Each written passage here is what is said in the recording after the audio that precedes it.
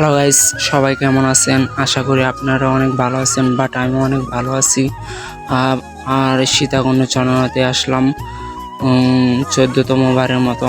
আর সেখানে আসার পর দেখলাম ভয়ঙ্কর পরিস্থিতি, সেটা হচ্ছে প্রচণ্ড গরম। আর সেখানে ওয়েদারটা ছিল অতিরিক্ত গরম, আর কি বলবো। আর আপনারা যদি পাহাড়ে উঠতে চান তাহলে সঙ্গে করে পানি এবং প্রচুর পরিমাণ তরল জাতীয় খাবার নিয়ে যাবেন খাওয়ার জন্য।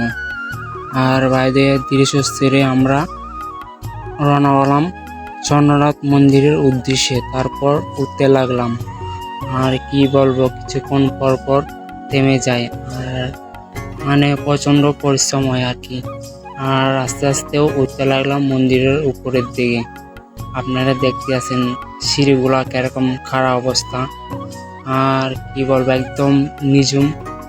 তারপর উঠতে লাগলাম মন্দিরের উপরের দিকে।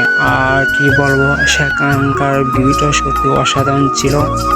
আর কি বলবো, সত্যি অসাধারণ। আর আপনারা দেখছেন সিঁড়িগুলা কিরকম। তারপর কতগুলা রাস্তার মাঝখানে দেখতে পেলাম অনেকগুলো বানর। আর বানরগুলো সত্যি কি বলবো, সত্যি অনেকদিন পর বানরের সাথে আমাদের দেখা হয়ে গেল আর কি। সত্যি অনেকগুলো বানর সেখানে। আর ভিউটা অনেক সুন্দর ছিল। ওয়েদার, প্রকৃতির সৌন্দর্য উপভোগ করতে হলে অবশ্যই আপনারা চন্দ্রনাথ ধামে আসবেন, চন্দ্রনাথ পাহাড়ে।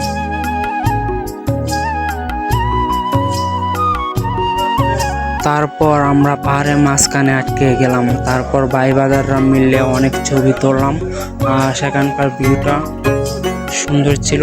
আর এখানে অনেকগুলো আমরা ভিডিও তৈরি করলাম এবং সেলফি নিলাম। আর ভাই বাজাররা মিলে অনেক এনজয় করলাম। সত্যি এই দিনটা বলা যাবে না কোনো দিন। তারপর চলে আসলাম মেন মন্দিরের উপরের দিকে। সেখানে ভিউ উপভোগ করলাম, পাহাড়ের সৌন্দর্য। তারপর আমি মেন মন্দিরের ভিতরে ঢুকে গেলাম।